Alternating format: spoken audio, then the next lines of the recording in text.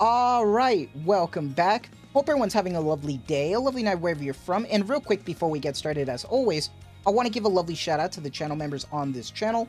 So thank you so much to these lovely commanders here that you see on screen. Thank you guys so much for your guys' constant generosity and support to me as always. It really means a lot to me, so thank you guys so much. And if you guys are actually interested in becoming a lovely commander yourself, if you are interested in any of these cute and lovely emotes, loyalty crown badges, if you want a special role in the Discord, make sure to join the Discord. But as always, if you choose to do so, thank you so much. Just remember, that's not the only way that you can support me. Just watching the content like you are right now is truly the best way. Liking, subscribing, and commenting, everything really does help, so thank you guys so much. And for today's video, with Season 2 finally here, there is a lot to talk about. As you can see behind me, I do have the 9 wallpaper. There's some stuff that I really want to talk about that's new to Season 2, to let you guys know so you can keep in mind, give you some tips so you can get started great with the new season. It's looking really promising. But before we get started, I want to give a massive shout out to Smilegate for making this a paid promotion video. Without your guys' constant support, I wouldn't be getting these opportunities. So thank you guys so much. But as always with these type of videos, transparency all the way. All of my opinions are of my own. They can't make me say anything that I don't want to. So timestamps for wherever you want to go down below. But let's get started. And like I said, first things first, this wallpaper. I did end up pulling for 9. That is going to be a video for another day. But when it comes down to this is the wallpaper here. So what you're looking at, we did get the official version, all right?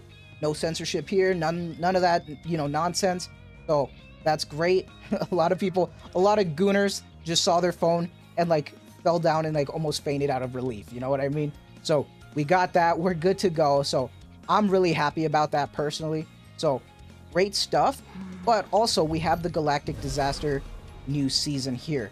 Make sure, first things first, get through the story. Make sure you get through part 10 of chapter 1 so you can unlock the chaos.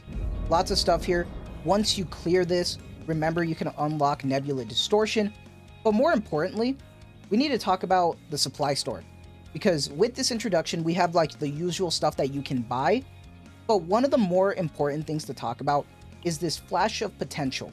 This was something that was mentioned in the patch notes. We also got 3 of them for free from your mail, so make sure you collect them. But it is an item that can interfere with the faint memories of combatants. You can reset the epiphany of cards that can be granted a unique epiphany. At this time, the epiphany that can be granted is limited to unique epiphanies.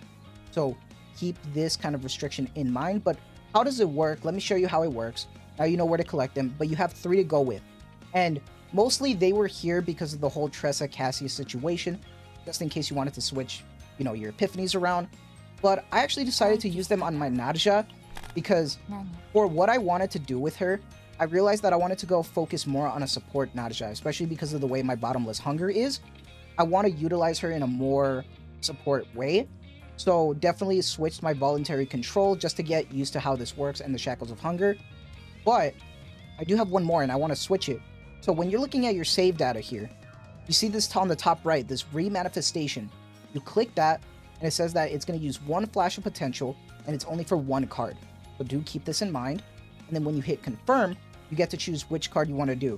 Now for me, I'm actually going to switch this Domain of Veracity, and I'm actually going to switch this to the healing one, because I want her to utilize more healing and focus more on that support aspect. So this is what I'm doing for me, because I'm focusing more on a support build. So you do what you want, but this is how you use it. As soon as you consume it, boom, it switches the epiphanies around. That's insane. So a lot more freedom. Obviously, this is going to be a vital resource that you're going to want to save up, collect. I just wanted to use this so I can just have a good Nadja save data built out, and I'm happy with. I'm good to go. Obviously, I can't use this for the chaos stuff, but I can use this for anything else, which I'm completely fine with. So that's fine. Don't need to worry about that anymore. But with this new season, we also got introduced to something that's really important. And that's actually in the Chaos Zero system. And we got a new system completely. The old system's gone, so we have a new method of upgrading now. And you can see there's a lot of stuff here. But there are some really, really important ones. So first things first, you are going to want to upgrade these all the way. Hopefully, you had a lot of these metals already used, because this was converted from your past stuff from when you were upgrading the old system. So hopefully you maxed it out so you can get as much as you can. But what you want to do is max out each section over here, level that up so you unlock each other section over here, the authority expansion and stuff. and go from there. But the reason why you want to get through all of this is because you want to make sure that you can make it all the way to the end of the administrator mode. But you won't have enough to max out each section. So what you're going to want to do is get through each section, then hit the reset all, because you'll be able to use your old chaos orbs. And most of you should have plenty enough to at least reset. It's only 10, so that's not too much. And then you can max out the next section, reset, max out the next section, and then all of them are unlocked for you. But what is the purpose of this? And that's because there are some insane upgrades here to have for your chaos runs. From the administrator mode, one of your biggest goals is to make sure that you can unlock and max out this identification signal duplication. What this does is that it makes the random card copy occur as a selected combatant copy. And when you select a combatant up to 3 random rare or higher cards, your own will be shown and you can duplicate one of them. That's huge, and that saves a lot of RNG mess for a lot of people when they play. That's so good, and that's really important. So big shout out for this upgrade. Make sure that this is a big priority for you to try to get. Another one too is this Ascendant Revelation. Increases your Divine Epiphany chances. That one's really nice as well, but that's definitely not like your other main goal. I feel like your other main goal is going to be this cognitive reconstruction in the Authority expansion. This is going to be your second priority here. Unlock the meditation function at safe zones. What meditation does is that it gives an opportunity to rediscover an epiphany for a card that has already been received an epiphany. So you can actually change it halfway through a run because of this meditation.